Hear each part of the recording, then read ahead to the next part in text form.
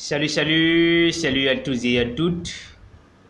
Bonjour ou bonsoir et bienvenue sur Sociologue Botanique.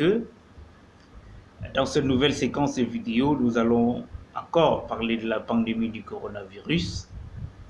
J'espère que vous allez bien et que vous continuez à respecter les mesures barrières contre la pandémie du coronavirus.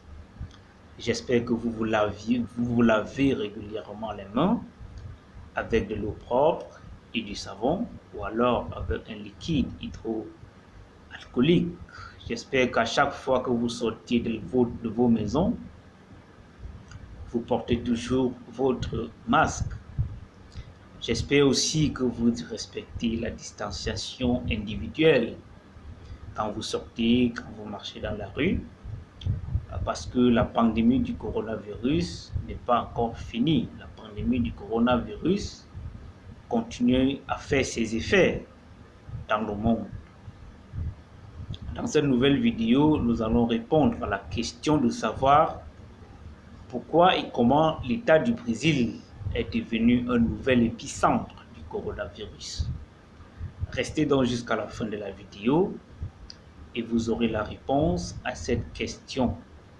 Et en attendant, si c'est votre première fois sur notre chaîne, n'hésitez pas de cliquer sur le bouton rouge et de vous abonner pour être toujours les premiers à être au parfum de nos prochaines publications.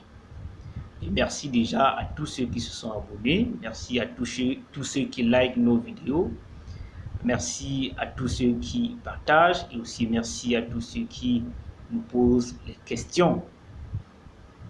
Pourquoi l'État du Brésil est devenu subitement un nouvel épicentre de la pandémie du coronavirus? Dans nos deux récentes vidéos concernant la pandémie du coronavirus, nous avons d'abord répondu à la question de savoir comment vivre pendant et après la pandémie du coronavirus. Et une deuxième vidéo, nous avons répondu à la question de savoir pourquoi la pandémie du coronavirus peut être considérée en sociologie comme un fait social total. Deux vidéos déjà développées sur la pandémie du coronavirus que nous vous invitons d'aller lire sur nos plateformes Facebook comme YouTube. Et dans cette troisième vidéo, nous répondons à la question comment et pourquoi le Brésil devient un nouvel épicentre du coronavirus.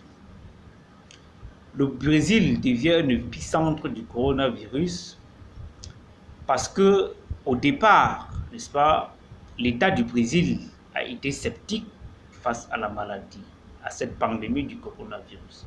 L'État du Brésil n'a pas reconnu au départ et n'a pas pris de mesures efficaces ou alors n'a pas pris de manière efficace les mesures édictées par l'OMS pour contrecarrer la pandémie du coronavirus. Il a donc été sceptique parce que le président brésilien Jair Bolsonaro, il faisait des sorties publiques sans masque, sans distanciation individuelle, demandant, n'est-ce pas, aux populations de sortir, de ne pas respecter les mesures barrières et de prendre uniquement la chloroquine pour ceux qui étaient déjà atteints de la pandémie, de la maladie. Il demandait, n'est-ce pas, aux uns et aux autres de vaquer à leurs activités pour sauver l'économie du Brésil parce qu'il estimait que les mesures édictées par l'OMS étaient contre-productives et que cela pouvait, n'est-ce pas, contribuer à l'effondrement de l'économie du Brésil. Et pour lui, il était question de protéger l'économie. Or, dans une société, en cas de crise, en cas de pandémie, la première valeur à protéger, c'est l'individu. La première valeur à protéger dans une société, c'est l'être humain, parce que c'est l'être humain qui contribue à la croissance économique. S'il n'y a pas d'individu dans une société, il n'y aura pas de croissance économique.